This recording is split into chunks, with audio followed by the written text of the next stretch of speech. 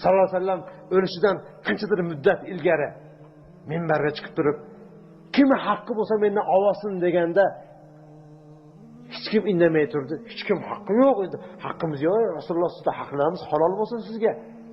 Bo'ldi degan paytda, ey birodarlar, 3 marta aytganlarda, birodarlar, kim menda haqqi bo'lsa nima qilsin? Olsin.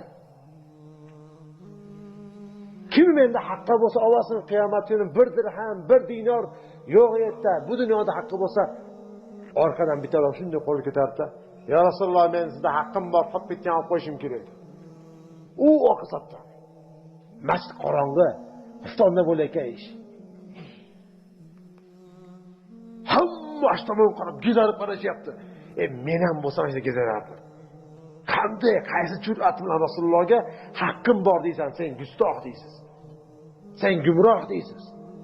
Bunday qarasa, ta'ala keling dedi. Yaqinlashib keldi. Payg'ambar alayhisalom qarasa, o'kko'sha, senmisan dedi. Kechagina seni haqqingga duo qilyapti-ku. Jannatga behisob kiradigan sen eding-ku. Nima haqqing bor? Haqqingni ol mendan.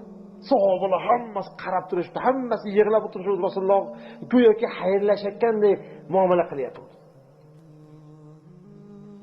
Haligi yerda u kosha kelib, "Ya Rasululloh, bir jangda siz bilan bir safda turuvdik.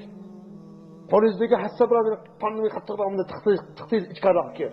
Sal oldinroqqa chiqib qolgan shekilli bilmasdan, bunday qiluvdingiz, asherim haligacha og'riyapti." Payg'ambar hasos haqqing bor dedi. Hassasini oldilarda sallallohu alayhi vasallam. Hassani qo'liga ushatdi. Shu hassa edi. Shu hassani men biqinimga tiqib olasan dedi. Hammaning ichida butun masjid qarab turibdi.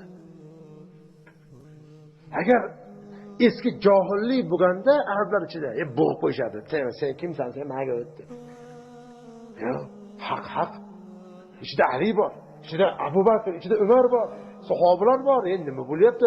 Hali yer turishibdi, hech kim indamayapti. Rasululloh o'zi shunga buyurgan. Qasosda olsin dedi.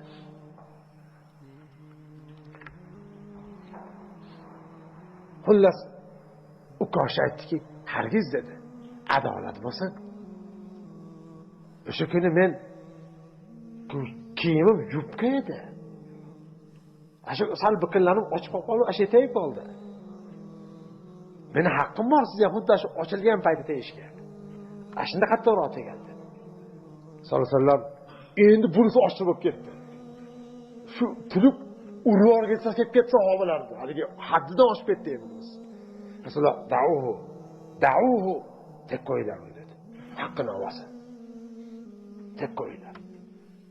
Sallallohu alayhi vasallam keyin biqinni ochgandan keyin sal yaqinlashib kelib turib, o'tirib turgan biqin deb qoldi. Asheri qiziqadi unga. Endi asheri kerak edi unga. Bi abi anta va ummi, ota enam sizga fido bo'lsa, qanday sizni uraman? Qaysi kalla bilan, qaysi qo'l bilan sizni uraman? Faqat sizni boyagi ma'ruzalaringizdan bizdan ketayotgan odamning gapiga o'xshab qoldi. Hayotimda oxirgi tekkan narsa labim sizni badaningizga tegishini xohladim ya Rasululloh. Hayotda bo'lmagan, endi go'yo ketib qolayotgan odam bo'lsa, hali ketayotgan odamning oyog'ini, qo'lini o'pib olasiz.